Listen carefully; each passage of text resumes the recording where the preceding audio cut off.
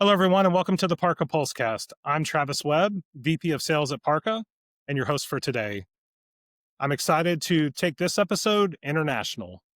I'm excited to welcome Josh White, co-founder and CRO of 720, Matt Jelley, CRO of 3B for Salesforce, and Adam Edmondson, CEO and founder of 2Cloud9. If you follow these gentlemen, you may have seen their announcement recently where they've come together to form a strategic partnership for the staffing and recruiting industry for a unified platform. So one of the biggest issues in our industry is disconnected systems.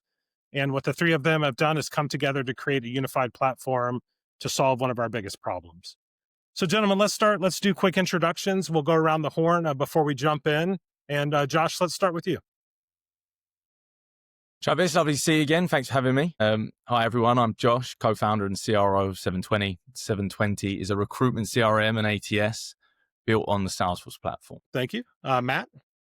Hey, Travis, wonderful to see you as always, and wonderful to be here with these delightful gentlemen as well. So 3B, we primarily do the onboarding side of things and also workforce management, all native to the Salesforce platform. And that's a big point, of course, today that we're going to be talking about and how it gels with 720 and 2Cloud9. Awesome. And Adam? Lucky last. Hi, I'm Adam Edmondson, CEO, obviously, of 2Cloud9. Very excited to be here today with these wonderful gentlemen and looking forward to talking about a unified platform. It's something that's very important for us, and it should be a good discussion. So let's jump right into that. So why now? What was the timing behind this? Like, what really drove this collaboration and this strategic partnership that you guys have formed together? Well, I'd say probably it's disparate systems and a lot of staffing and recruitment companies globally working with different tools that aren't necessarily connected that well. And that's been one of the main drivers, I would say. Yeah, I think also, and just to maybe provide a little context as well, we do pay and bill native on the Salesforce platform. And one of the things that I think is a truth at the moment within the industry, whether it's in Asia Pacific, Europe, or the US, staffing firms have never been under more margin pressure than they are now, and it's incredibly competitive. It's a difficult industry to be successful in. So what we see with the unified platform is, as Matt said, simplification of the technology, which helps to reduce costs and drive efficiency. So we are super focused together on helping agencies reduce operational costs, drive efficiency, to help them be more sustainable. That's something that very much is driving us. And Adam, I can say for any of the folks in the industry and the leadership that heard what you just said, you hit every point that I promise you they're talking about as they go here through the end of the year and start looking towards their next fiscal year. Great context there. How about Josh from your side?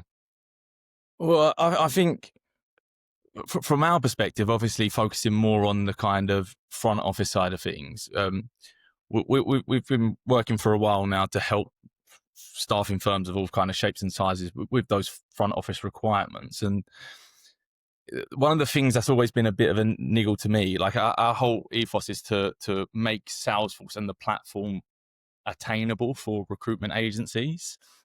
And to truly do that, there's only so much we can do in the front office to bring a recruitment agency fully on platform. It has to be truly end to end, and without these other two solutions, we can't quite achieve that kind of goal. Yeah, absolutely. And so if you think at it from that perspective, Josh, you and 720 are front office, Matt Jelley and 3B are middle office, Adam and team at 2Cloud9 are your back office, right? If you think of the traditional setup of how a staffing tech or the way that it's broken down into different stuff, is that a fair statement? I think it is fair to say, but the beauty of how we work together is that, say, for example, you might be raising a quote within the ATS using the 3B technology, and you're pulling rates and data that essentially is within the 2Cloud9 objects and within the 2Cloud9 module and application. So yes, absolutely, that is true, but the whole is far greater than the sum of the parts, essentially. So, when you're looking at that data integrity, the flow of data, essentially, from when you're onboarding candidates through to them being able to get them into the schedule run the matching engine, etc., and then be able to collect time to be able to pass through to Cloud9. Yes, we have our distinct areas in which we excel. How often did you hear best of breed, in the sort of the noughties, that sort of thing? So we're trying to move that now to sort of best of platform, essentially. So we're really underpinning that Salesforce platform that we all operate on to sort of co-join, essentially. So yes, but with that, you've got to realize that, we sort of gel very well together. So let's talk about a little bit deeper, because what you hear from staffing leaders a lot is integration fatigue, right? Too many systems, too many data silos, too many of this. Like, a big part of this partnership here is that unified platform. You know how to integrate with each other's systems very well. So talk a little bit about how that, how you help, let's say, a potential customer that comes in and says, hey, I like this idea. Like, these guys are together. It's a partnership. They've got front, middle, back office all aligned. Just talk through that a little bit, like how you guys have, when you created the strategic partnership, kind of the backbone around that. Yeah, look, I think one of the key benefits of the Salesforce platform is we don't actually, when we talk about integration, it's not integration in the traditional sense where you've got APIs and data and middleware and all those sorts of things. Our systems just connect together. So it's all in the same technical architecture built on Salesforce. So we're plugging our systems together, joining our core operational or functional facilities of our product together in a really simple way. It doesn't have all that complexity. So the end result for the customer is they have one instance of Salesforce, and all the way through from sourcing, through, placing candidates, engaging with customers, going through the onboarding process, managing rates. It's all one integrated process. It's not separate systems. So we're not having to integrate per se. We're just connecting the products together. So it becomes really simple. It's easy to administer. It's easy to manage. And it also offers the ability for, as I said, touched on before, very high levels of automation. And also the ability using the Salesforce platform to tailor that workflow to the unique needs of the customer, so that, customer A and customer B, they might both be healthcare agencies, but they operate slightly differently. So the ability to sort of fine tune that workflow to meet the needs of those specific agencies is also a tremendous benefit that comes out of the connection of the systems. I was just going to build on that as well, what Yeah. Adam was saying about the integrations, because you say about integrations, integrating all the different systems together. That key fundamental point is we're not integrating, we're just building on the same platform and taking the parts of all of our different applications to make sure that, we've got what ultimately the customers require. And so, what's that mean from an end user perspective? Well, from an end user perspective, they might be, running ATS workflows, but there's onboarding within that and then scheduling as well. From the end user perspective, they've just got one system. They're not necessarily going to be right. Like, I'm using 720 now, I'm using 3B now, and then to Cloud9 further downstream. It really is the emphasis on that one united platform.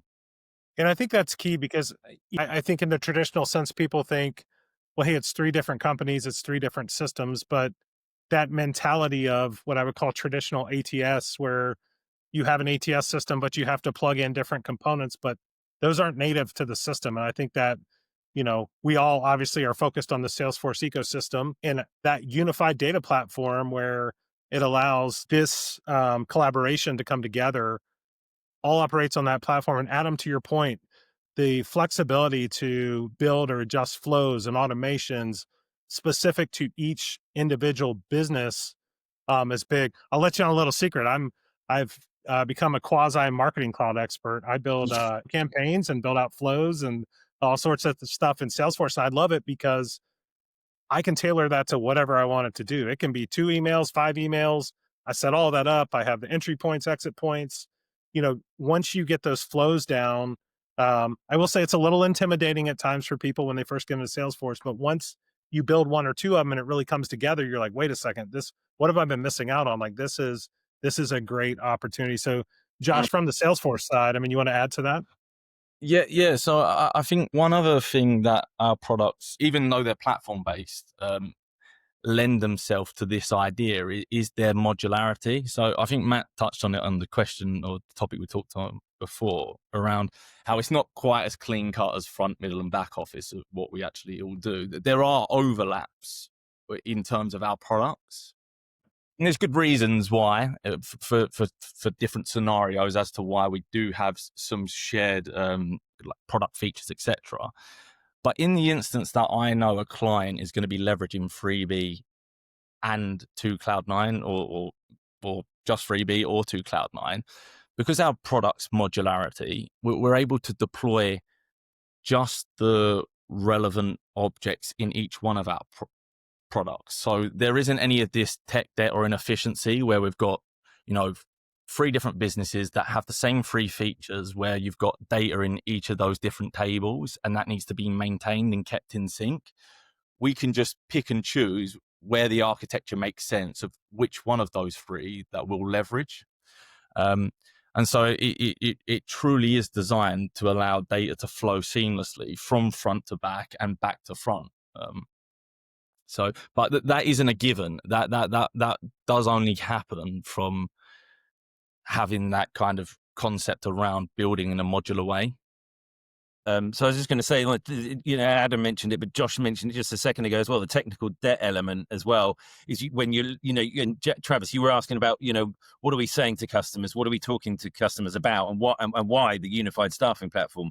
Well, if you're looking at transformation or digitization, you're essentially looking at your technical debt and how you can, alleviate that, and the result of that is improved margins. And at the end of the day, all organizations now are looking for ways in which they can reduce that debt so they can increase the margins and gain competitive advantage. So, that's the thrust really of, to a large extent of where we're going with this.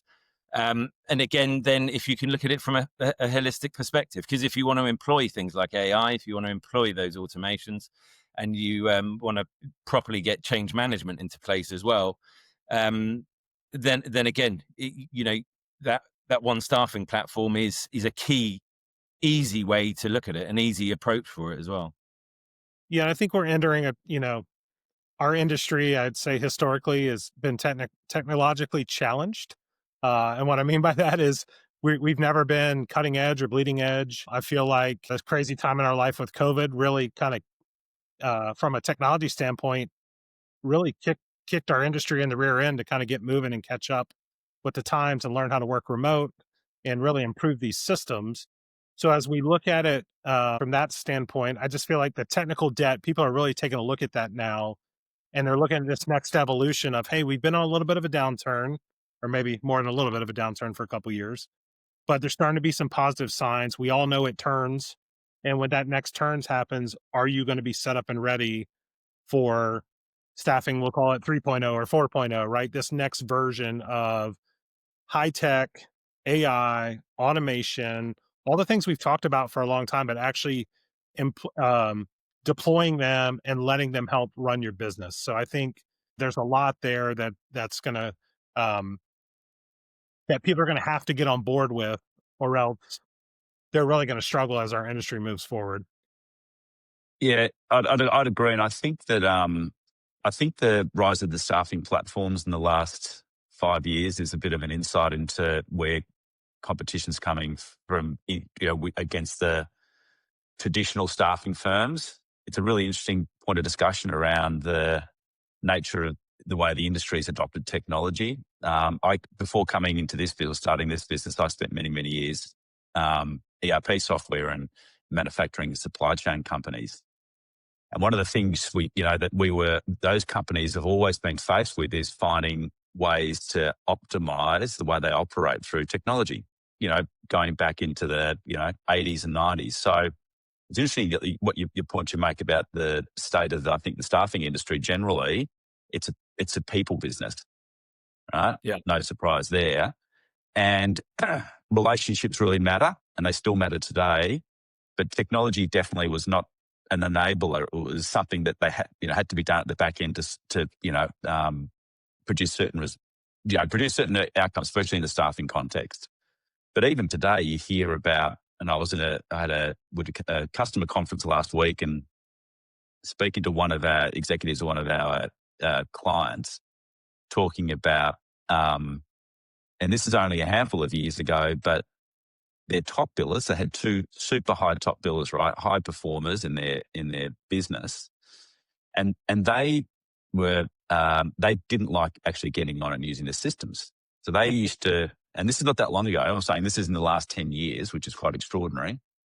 They would operate by talking to it into a dictaphone, hand the recording off to someone else to enter into the system what needed to be entered in the system. Now that just would never have happened. It doesn't happen in a supply chain or a manufacturing company. That does not happen. So I think it's now again, you sort of said the staffing platforms, and there's plenty of examples of those where they're a technology company that happen to be set up in the staffing industry, super efficient, all the things that we do, single platform, super efficient. And it's not just about driving down costs, it's also about providing a different workflow and user experience for clients and candidates and workers. So that to me is an example of that's the kind of approach staffing companies have to take. If you're not taking that technology first approach and thinking like that, then yes, you're going to continue to be under margin pressure. You're not going to be providing the same sort of service that these newer competitors are providing. And this change is coming quickly, along with obviously the rise of AI, whether it's agentic. It's an exciting time, but staffing firms need to be up for the challenge. Agreed. Yeah. And it's crazy. You talked about talking into a dictaphone, and now you have an AI agent that sits on your calls with you. And I use one. I was kind of marveling at it today because it sends me notes, it sends me recaps, it logs it in Salesforce. I have a Slack channel. It sends me the notes in Slack. If I'm on a call with people that aren't in my Salesforce, it creates a lead for it automatically. I can add tasks into Asana for my projects, like the stuff. And that's a simple tool, right? Like that's just an easy one that we're able to use. I was at Dreamforce 2 weeks ago out in San Francisco. It was pretty wild. There was, I think, 12 sessions around staffing and recruiting at Dreamforce. 5 years ago, nobody went to Dreamforce, right? For staffing and recruiting, it wasn't out there. All about the agents, all about, just all the different technology, which is pretty cool. I do want to go backwards a little bit here, not too far back, but we kind of put you in a hole, right? A front office, middle office, back office, but let's expand on that a little bit. So Josh, I'm going to start with you. Kind of talk me through 720 and kind of when you talk about the different things, there are some overlap, but let's talk specifically what 720 does. So 720 is, as I say, a recruitment CRM and ATS built on the Salesforce platform. So we kind of handle everything from candidate and client contact creation, how we, attract new business with clients, BD, account management, and how we maintain those relationships with those customers, and how we search and find the best candidates and take those candidates through the hiring process, hopefully to a successful placement. Awesome. And then once you have that successful placement, Matt, 3B comes into action. So let's get natural transaction. Let's step over 3B and tell us a little bit about 3B. Yeah, sure. We can work behind, after, in between, and around 720. So, if you've got pre-onboarding, for example, and you want to make sure you've got a robust mechanism for pulling candidates into the system accurately, so you've got all their certifications.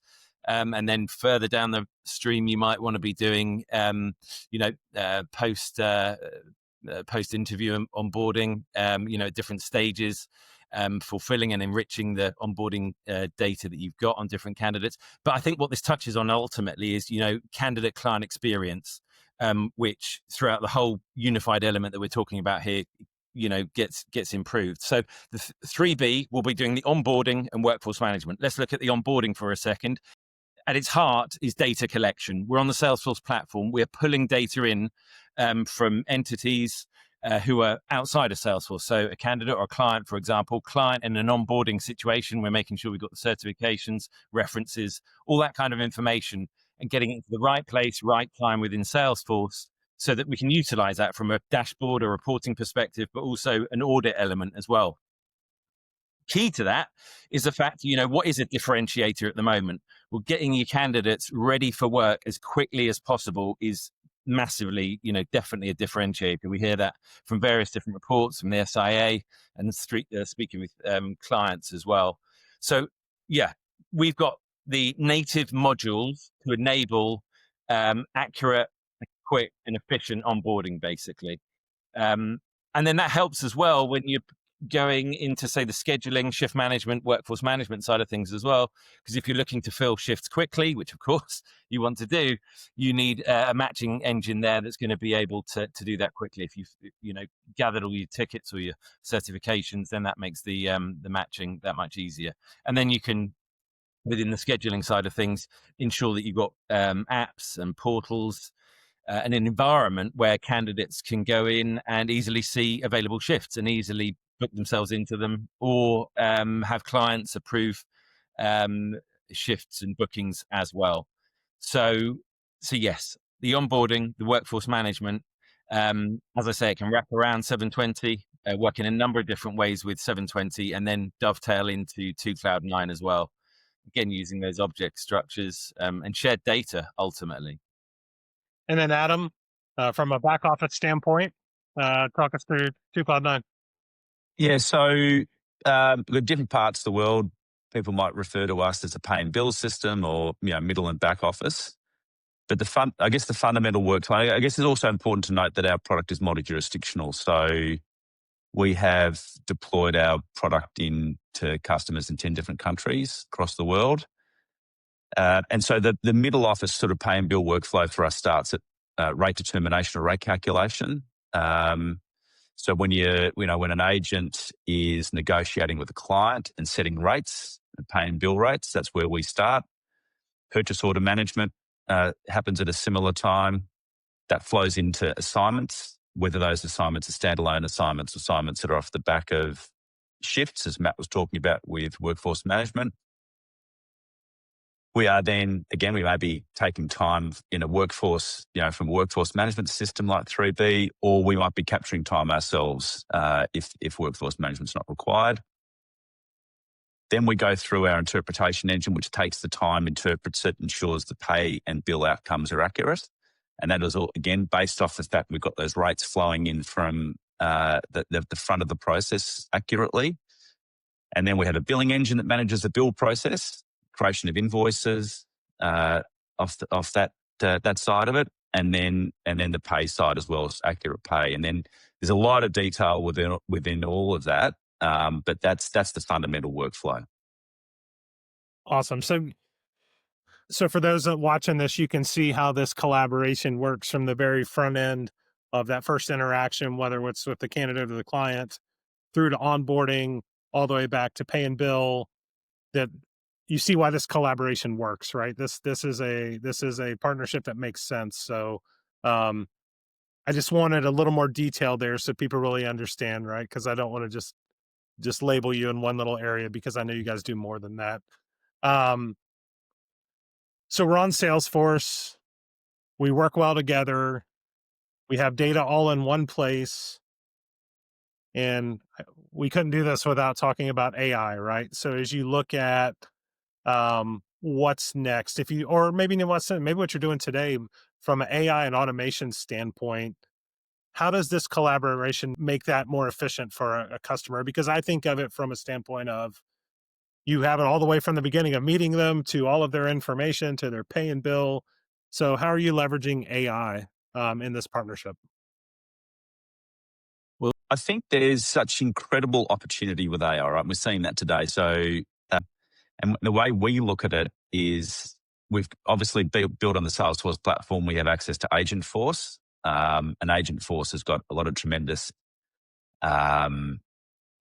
capability. So we're producing at the moment, as an example, an employee agent. So that sits on the employee portal. So any queries or questions they have around anything to do with payroll, pay, anything to do with, what their timesheets they've just entered or who their approver is going to be, all of that sort of support that may be typically managed with a phone call or an email or something like that. It can be managed through Agentforce directly inside their portal.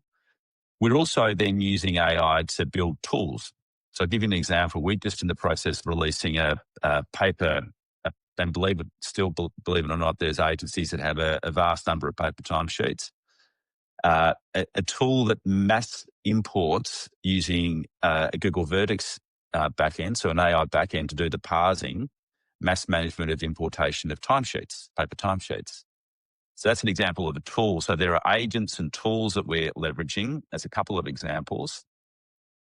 The great thing is with having a single unified platform that's super accurate is the underlying key to being able to have, to be able to take action off data that's in your system. If you've got 2 or 3 or 4 different systems with duplicated data and data missing, you're in a world of pain. You're not going to be able to leverage AI, or if you are, it's going to be extremely, extremely complex to do it and riddled with error. So, again, it comes back to that key point we talk about: a single unified platform, single view of customer and candidate and worker, with all the core data around it that's consistent and accurate. You can start to leverage that in a way that, and use some of these amazing tools to your advantage. Yeah, I have to say, I spent 20 years in the staffing industry. I was fortunate enough that we were actually using computers when I got into it. I'm not that old. But we did have paper timesheets, and I can tell you, sitting there Wednesday morning by 10 a.m., like waiting on that fax machine to get everybody's timesheets in, to count the billable hours for the week, to report up, what you got judged on, is pretty wild. And the fact that we're here in almost 2026 and it's still happening, I would say it shocks me, but it doesn't, only because of our industry. Like I believe it 100%, but it still amazes me that it happens. But yeah, I mean, well, look, there are some industries where that's still it's going to persist as well for a period of time, right, due to the nature of the industry. So, some blue collar and some healthcare settings where that's going to continue to persist for, I don't know how long, but certainly for a period of time. absolutely.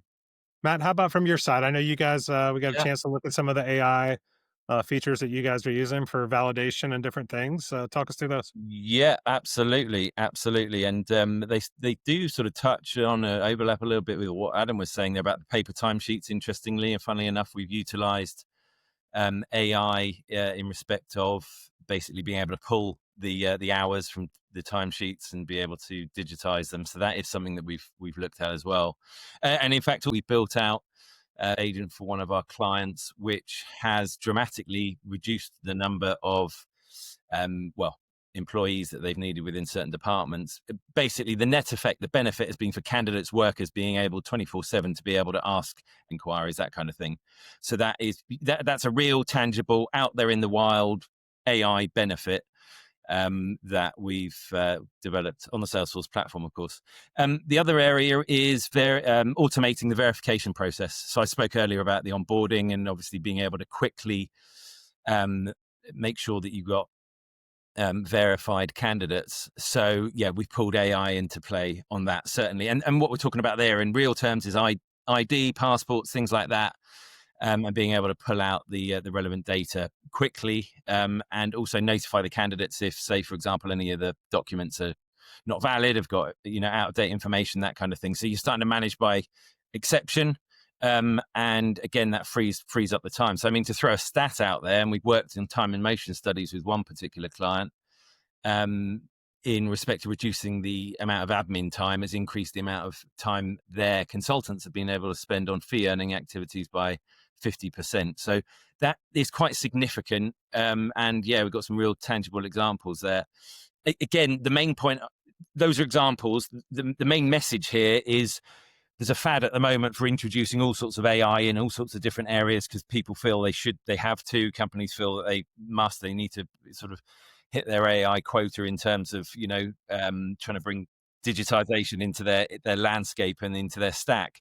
But using the Salesforce platform, using the unified staffing approach that we are, we're looking at it in a different way, really, seeing that AI as a project, similar to any other implementation, but how it's affecting all the different areas of the apps and what you're using on the Salesforce platform as well. So it goes back to Adam's point earlier about that data integrity feeding into actually utilizing AI strategically with proper change management.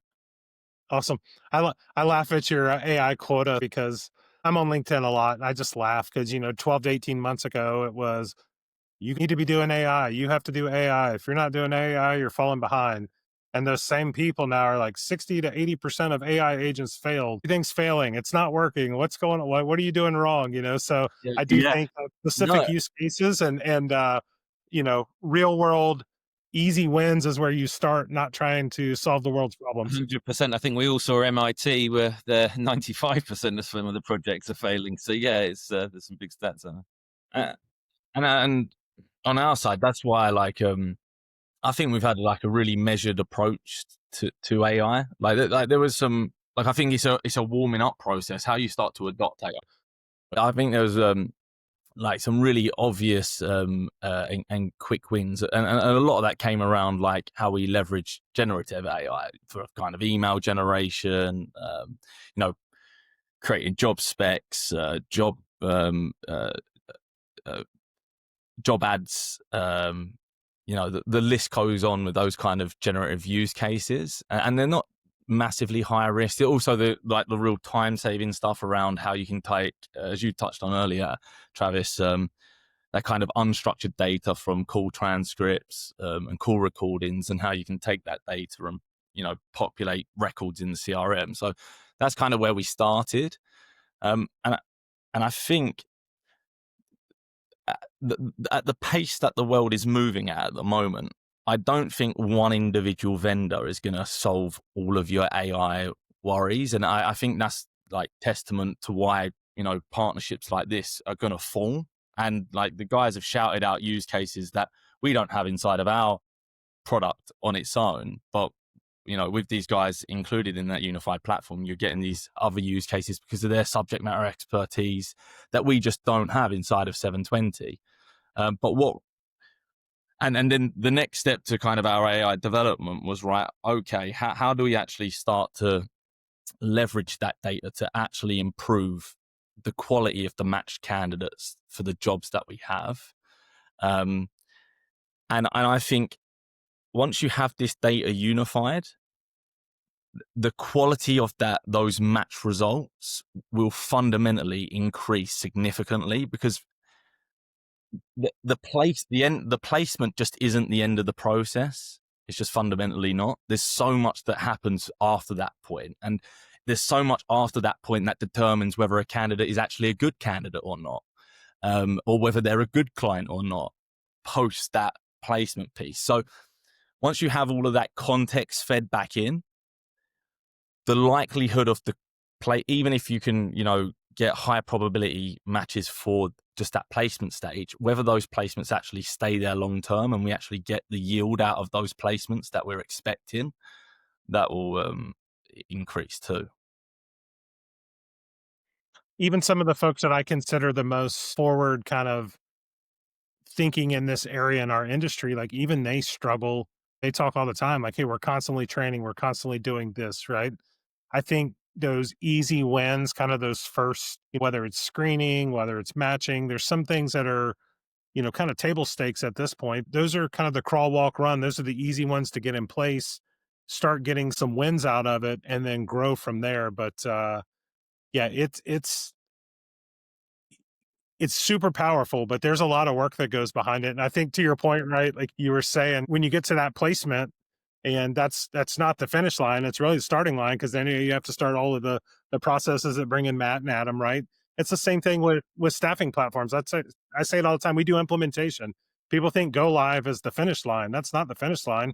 I would argue it's almost the starting line again, right? Because there's so much work that goes on beyond that point, and people, you have this mental thing of, all right, we're live, we're good to go. No, there's still a lot of work to be done on top of that.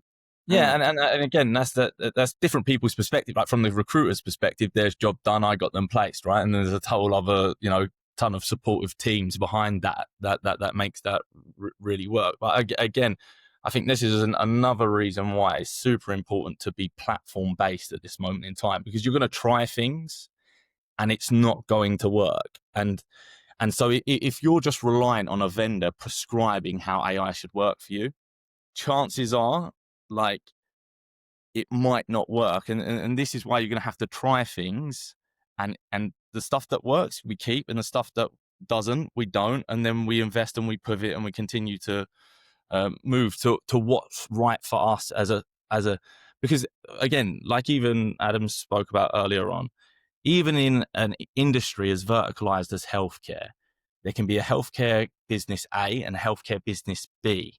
And even inside of those two businesses that on the face of it look very, very similar, there are nuances between them, because fundamentally they are unique businesses. They have their own view of the world themselves. And that's kind of what's core in their DNA. And so you have to have that freedom and that creativity to leverage what you think's best for your business. Yeah, it's an interesting. I mean, I think the whole point around, success of AI agents, generative models, etc. I mean, I'll make, one thing for us is we are absolutely all in on AI. Now, that doesn't mean we're pushing out agents every other minute. It's about understanding exactly where we can leverage it. What are the gotchas? How do you get around those? Where do you need to make investments to make the tools really trusted? Because I think the key thing with AI is trust. So I'll give you an example. So something like our payroll support agent, that's actually pretty easy to implement for us. Okay, and it's a generative based tool that relies on specific sets of rules and data in our product. One of the other ones we've built, and we built the first version of it. Think about pay interpretation rules, right? There's incredible complexity and variation in pay interpretation rules all over the world, or time interpretation rules. So in the US, it might be, California's very complex. In Australia here, we got very complex awards. In France, they got complexity. So all over the world, there's a huge amount of complexity. So what we're doing is we're working, and we've got the first version of it, is with all of the configuration of our product, being able to extract out and prepare a PDF that in plain English explains, or in French or whatever the native language is, exactly what you've produced. What is the outcome you're producing from a pay interpretation perspective in a clear, logical document that you can then pick up and you can then directly compare it against the legislated rule, and then say, well, are there any errors that I've made? Yes or no? And what are those errors? Now, to do that for us, that has taken us a huge amount of time creating training data. So we don't rely on generative data in, your LLMs that are available to everybody. We've created custom models and created huge amounts of training data, and then verified that training data. So when we push, the configuration of one rule into our model against that training data, we can have confidence that it's going to produce the right result set back. So I think there is definitely, getting benefit out of AI is a combination of, yes, you can use, and Josh probably made mention of some of them, creating a job spec or creating a job ad. You can leverage and get benefit out of that pretty quickly. But some of the more nuanced tools and agents, you have got to have really carefully curated, managed training data with carefully constructed prompts. Because again, if you don't get trust, if people don't trust the results of what you're using, they're not going to use it. So that's a big thing. But I said we are investing a heap of time in that, because we see the benefits, but it does take investment, time, and effort. And that'll feed into implementation as well, when you think about it. And again, that's another benefit that we've got on the Salesforce platform, because, we're not spending time trying to speak between one system to another system. And that trust can be built up because, again, that data is on the one platform. And also you can budget more for innovation at the end of the day, because you haven't got to be budgeting, therefore, for trying to get one system to speak to another system just so it can pass some data either one way or sort of both. But so implementation of projects as well is something that is key to the unified staffing platform approach that we've taken in terms of digitization, transformation, and implementation on one platform. Well, I think you used the term innovation, right? And being on the Salesforce platform, nobody's going to spend more money on innovation each year, right? So we know that there's more and more coming, and it's only getting better. Being at Dreamforce and seeing the things they're talking about next, and digital workers and different things like that, it's pretty wild to see what's coming.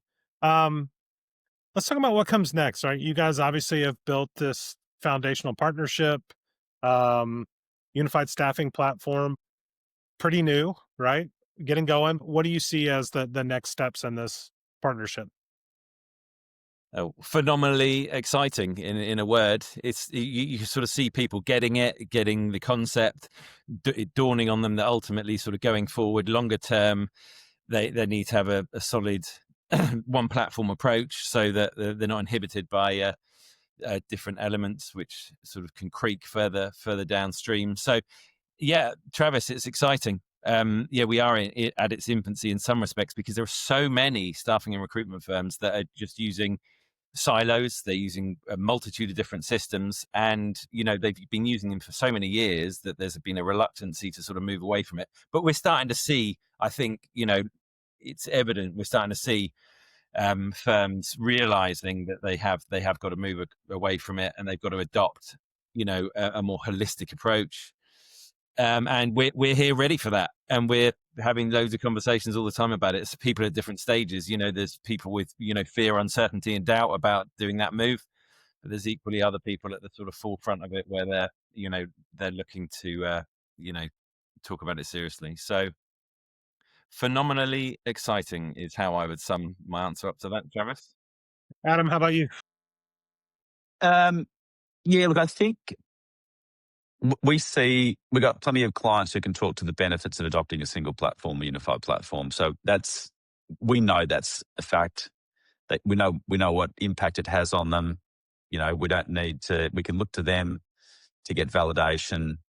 So from us, what comes next is continuing to invest in our platform and our products. I think one of the key things also is, and it's probably an evolution of the maturity of the businesses, is once the products are built, so from a 2Cloud9 perspective, we've got the architecture built, we've proven out the product set, is then making it easier to implement. So what can we do? And then the question is, how do you make it easier to implement? You build templates, you build repeatable processes, you automate a lot of the setup. So, and also you adapt your methodology of implementation to achieve rapid results, even in very complex environments at scale. So big thing for us is heavy focus on what we can do to make it easier to implement. Because I think the point you made as well before is we want to get customers to the finish line and the finish line is to be live and operational, and then encourage a culture of innovation that then lives after that go live, right? You referred to that before. So the culture of innovation is having team members within the business then on an ongoing basis being driven and motivated to find what can we do next? What's the next thing we can tick off the list? What's the next capability we can add?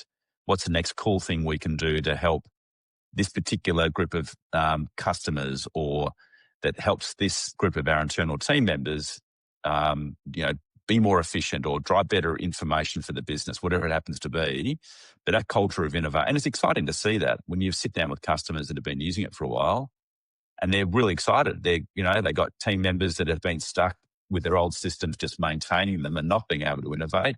It's actually good fun. It's really good fun for our customers, and they enjoy it. So that's what we want to do: make it easy to implement, make it faster to implement, and then be able to sit down with our customers and see the excitement and the results that it's driven.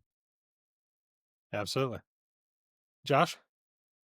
I think that one of the things that we focused on really early on was, and because we come from an implementation partner background, templating orgs was really a key part of what made 720 kind of sellable in the first place. Because organically we started off to sell into small businesses, the budgets were small, so it was like, how do they get on the Salesforce platform without huge implementation costs? So that was one of the problems that we solved early on. I think a big part of our roadmap going forward is as we work alongside these guys more closely with bigger and larger clients, is how that kind of additional context, that additional data, that unified data that we're going to get from having the free systems harmonized, is how that will improve the features that are already in our roadmap at the moment. So that big piece around search and match, we've been putting a huge amount of time resource into that. Being able to expose hidden opportunities that again are being able to be surfaced via AI with that additional context. And then the one other piece for us is being able to identify risks earlier on, so we can attend to those areas of the business that need that attention, so those risks end up actually never being realized in the first place. And so again, all of those indicators can happen when the data's there and present. Well, gentlemen, this has been awesome. You know, I really appreciate your time. And for those of you watching this, just a heads up, I'm on the East Coast in Jacksonville, Florida. It's almost 6 p.m. Matt and Josh, I think it's almost 10 p.m. Adam's just getting started in Australia. It's early in the morning, probably 8:30 or close to 9 in the morning there. So when we kicked this off and I said this is our international version, all of these accents are definitely not from the same place. But it's been really great to get to meet and know you guys over the last couple years, and your teams and your products, and get to work with you. But I got one last question for each of you. And Josh, we're going to start with you on this one because I feel like you've gone last every time. But what's one takeaway you want staffing leaders to remember after listening to this? One takeaway, I think, is I would really like staffing leaders to be in charge of their own destiny. I think now more than ever, they need solutions that can actually scale and adapt and provide them with the tools that they need at a moment's notice. If they're not in control of their solution, and if they're beholden to their vendor for what they need, I think that puts business leaders in a very, very risky position, because fundamentally they just aren't in control of their destiny. And I think the ground underneath us is moving, and so to be able to adapt quickly is fundamental. And in order to do that, that means you have to have control. There's no other way. You have to have. You have to take ownership of your technology. So that would be my biggest point. Matt? I would resonate pretty much everything Josh has just said there. I'd home in particularly on control of data, because I think for staffing and recruitment firms going forward over the next 1, 2, 5, 10 years, there are 3 things which are going to define successful staffing and recruitment firms. And they are essentially, first of all, candidate and client experience. Secondly, candidate and client experience. And thirdly, candidate and client experience. If you have control of your data and your tech stack, you'll be able to achieve both of them. I love it. I love that feedback. And, you know, we came from a digital marketing background before really going all in on Salesforce, and candidate and client experience were what we lived and breathed. So we do a lot of experience design, which includes helping organizations map their way through Salesforce and 3B and 2 to make sure that that experience is what it is. So we do help customers with that at times. Adam, last but not least, what would you like to leave people with?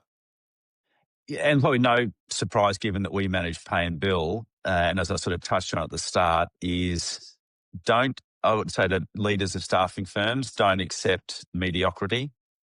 Don't accept the status quo. If you're sitting there and you've got, multiple systems, big tech teams, lots of people in the middle office, don't accept that as something you have to put up with. Be bold. You can see there's plenty of examples of customers that are deployed onto the platform, onto a single unified platform, and the benefits that it's received. Yes, there's going to be a bit of a transition process to manage that change, but get yourself into a position where you're super efficient. As Matt just mentioned, great client and candidate experiences come with that, and be the best possible version of yourself by being super efficient in a world and a time when there's so much change. That's probably the key thing I'd be leaving staffing leaders with. Well, gentlemen, thanks again, Josh, Matt, Adam. I really appreciate your time today. Lots of valuable knowledge was shared here. For those of you watching, the contact information will be underneath this video. Make sure that you reach out to Josh, Matt, Adam, myself. Any questions you have on any of this as we move forward. And we'll see you on the next episode of the PARQA PulseCast very soon.